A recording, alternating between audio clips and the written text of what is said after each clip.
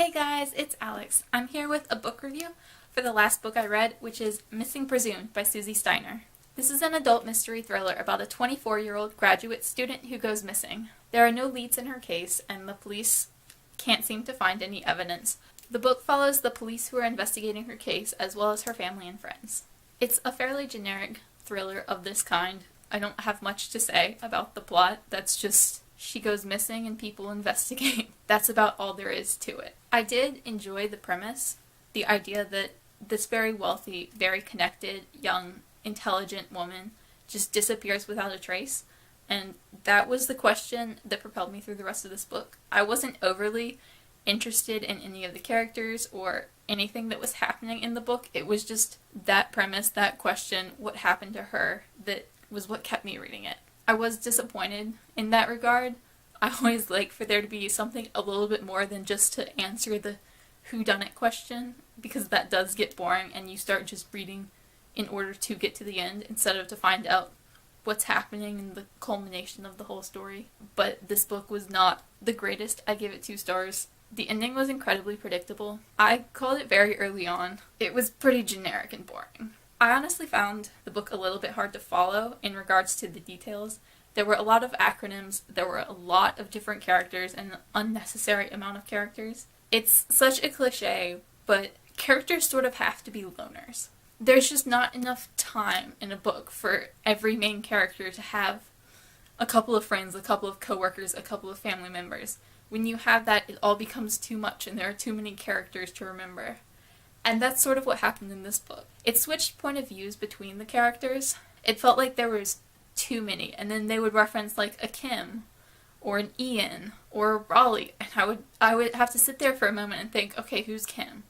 Who's Raleigh? Who's Ian? Like I don't remember who all these people are. The acronyms was a little out of hand. It got to the point where I stopped trying to figure out what the acronyms were, and I just continued on in ignorance because I wasn't willing to put in the effort. And it was very jumpy. It switched point of views a lot between various characters, some of whom seemed entirely unnecessary to the story.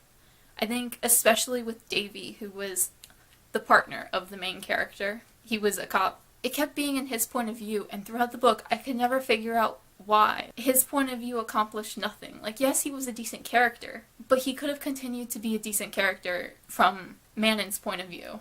Manon was the main character, instead of having his own chapters that didn't seem to add anything to the story. I also struggled to keep up with the timeline of events.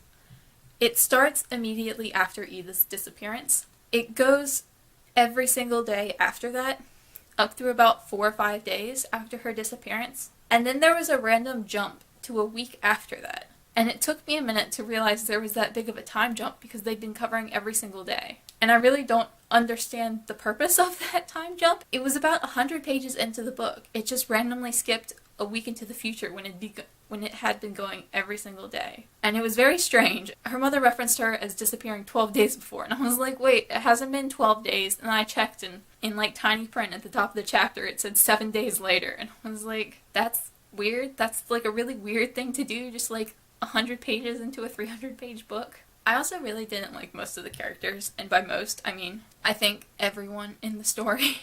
I couldn't decide if they all felt incredibly flat and one-dimensional, or if they were all just incredibly shallow and immature people. I think it was a combination of both, but I found myself not liking anyone and not caring about anyone, and when bad things happened and when we sort of got answers towards the end, it only made me like them all less. I didn't care. I didn't like these people. I didn't like following them. They just seemed a combination of poorly written and unlikable people. The last major negative point I have, the last major point at all, because I don't have much positive to say about this, was that I didn't like the writing style. It's written in third person, present tense, which is probably my least favorite point of view tense combination. It always feels awkward and stilted to me. Not always. There are some books I like with it, but it's something that a book has to overcome, and this book did not overcome it. It felt like Susie Steiner was trying to make her writing very pretty. She sort of failed at making her writing good at the same time. I am someone who enjoys beautifully written books, even if the story is not quite as up to par. This book was not that for me. The writing wasn't good. It was pretty, but sort of in that trying too hard smacks you in the face because of all the ridiculous pretty metaphors, instead of like that breathtakingly beautiful writing. Especially because this is a thriller. Like, it's dark. It's not the darkest that I've read, but it does have a dark tone, and the pretty writing seemed very at odds with that, and it was a strange read for that reason. I don't have much positive to say on this book. I wish I did. It honestly wasn't that bad. It was more like I had a bunch of little complaints. But my biggest was just that this book was very boring and I didn't like the characters. It was fine. The story was fine. I didn't hate it. I gave it 2 stars mostly because it lacked anything that I really liked. I read it very quickly. It took me less than a full day to read. I was interested enough to keep picking it up and to read it for long periods of time. I think I read the last 250 pages in one sitting. It was clearly not terrible, and I didn't hate it. I gave Fractured 2 stars as well, but Fractured made me angry, whereas this just sort of made me bored.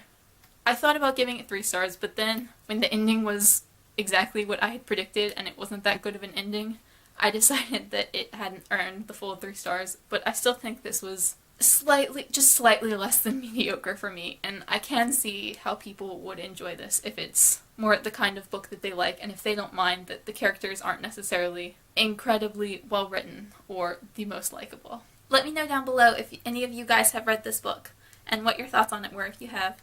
I always love to hear from you. Bye!